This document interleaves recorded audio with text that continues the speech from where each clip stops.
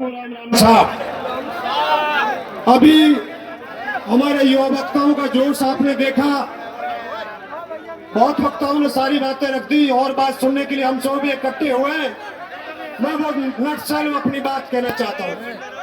आज का जो ये स्थिति पैदा हुई, इसलिए गुर्जर समाज की मांगों को अनदेखा किया गया और उस बात को सरकार समय रहते हुए पूरा कर देती है तो उनके लिए और हमारे सब के लिए अच्छी बात होगी। ये मैं दो चीज बताना चाहता हूँ। जोश और होश दो जन्मजात भाई हैं, जुड़वा भाई हैं। इनमें से दोनों के इतना अच्छा तालमेल रखिए कि जोश के साथ होश हमेशा कायम रहे और आपको कायम रखना है।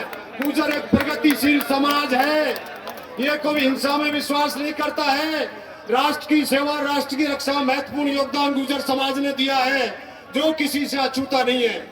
और एक गुर्जर के पौरुष को जिसने जब नहीं पहचाना उसको मुंह की खानी पड़ी है। मुझे कोई राजनीतिक भाषण में उनका कोई अनुभव नहीं है, मैं मेरे जीवन के अनुभव की बात कह रहा हूँ।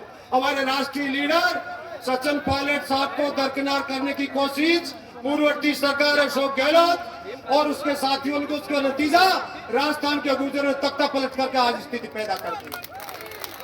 मैं कह रहा हूं इसी प्रकार गुर्जर समाज की मांगों के बारे में यदि इनके हितों की अनदेखी की तो एक अच्छी बात रहेगी। माननीय मुख्यमंत्री जी, आप तो पूर्वी राजस्थान से रहने वाले हैं और हमको बहुत बड़ी उम्मीद है पूरे राजस्थान के मंत्रिमंडल और पूरे राजस्थान में एक मैसेज है कि हमारे गुर्जरों का एकमात्र मंत्री, चाहे वो राज्य मंत्री है, लेकिन मुख्यमंत्री के बहुत करीबी राइट और लेफ्ट कहा जाता है। मैं उन हमारे मंत्री जी को भी निवेदन करना चाहूंगा, समय रहते हुए दो प्रकार की मांगे केवल आज गुर्जर समाज के सामने जिसको लेकर हम उद्वेलित हो रहे, आंदोलित हो रहे हैं। नंबर एक वो मांग है जो तुरंत की जा सकती है, दूसरी मांग वो है जो प्रक्रिया के जरिए हो सकती है। बिल्कुल उतावलापन कतई नहीं करें, आपके जोश को सैल्यूट करता हूं, लेकिन जोश के साथ होश को कायम रखने के लिए अपील करता हूं। ये सारे बुजुर्ग बैठे हैं, मैं नहरा क्षेत्र की सरदारी को सबसे ज्यादा प्रणाम बार बार नमन करता हूं इस बात का कि उन्होंने ऐसे भीषण आंदोलन करने के लिए अपनी धरती को उपलब्ध करवाया और जब जब ये आंदोलन हुए सेवा भाव से निष्ठा पूर्वक त्याग और तपस्या की प्रतिमूर्ति बनकर आपके बीच में पैदा होते हैं। जो भाई ज्यादा उतावले होते हैं वो सुन ले, मेरी बात जरूर बुरी लगे तो बिल्कुल धुतकार देना।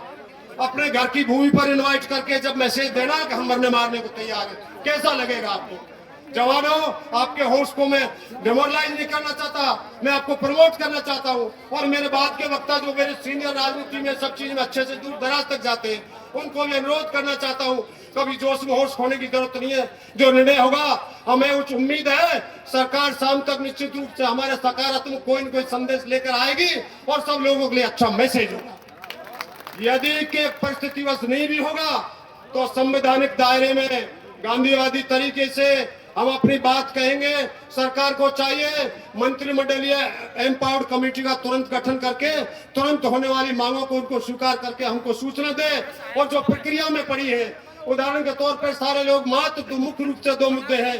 5% का नवीन अनुसूची से जुड़ा हुआ मुद्दा है। साथियों, पढ़े लिखे लोग सारा जानते हो, नवीन अनुसूची का कार्य एक दिन में नहीं होता, प्रक्रिया जटिल है। लेकिन अच्छी बात यह आज यहाँ भी भाजपा की सरकार है, केंद्र में भाजपा की सरकार है, इसलिए उलाना या किस तरह के बहाने नहीं चल सकते, लेकिन असंभव नहीं है। लेकिन प्रक्रिया के तौर से गुजरना होगा, उसमें टाइम लगेगा। आपको धैर्य रखने की आवश्यकता है। किसी आंदोलन को हिंसक करने से आंदोलन खत्म हो जाता है। बिल्कुल सरकार निश्चित रूप से हमारे पक्ष में कुछ उनको सकारात्मक निर्णय लेगी। जो भ्रमित होने वाले बयान बीच में हमारे बीच में आए, उनसे हम नाराजगी व्यक्त करते हैं कि 17 माह से गुर्जरों ने कोई आंदोलन की मांग सरकार को नहीं दी। मैं इसका खंडन करता हूँ, ये झूठ है।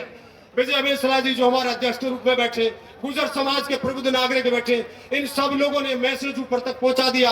सोशल मीडिया का युग है, आज सरकार ने IT सेल बना रखा है। सोशल मीडिया पे छोटी मोटी बात जब आती है, कोई गुर्जर के लड़के ने हर्ष फायरिंग कर दिया, उसके लिए चिट्ठी नहीं दी जाती, उसके लिए घर से जाकर पकड़ कर ले आते, उठा के बंद कर देते।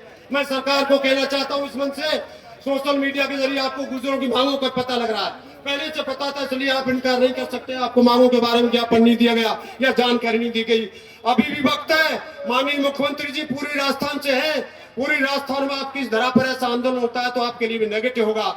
जल्दी से समय रहते हुए जल्दी से आपके प्रतिनिधियों को भेज करके सकारात्मक माल लेकर आ जाए। आपका हम अभिनंदन करेंगे, स्वागत करेंगे, शांति अपील कर। जय हिंद, जय। बहुत बहुत धन्यवाद।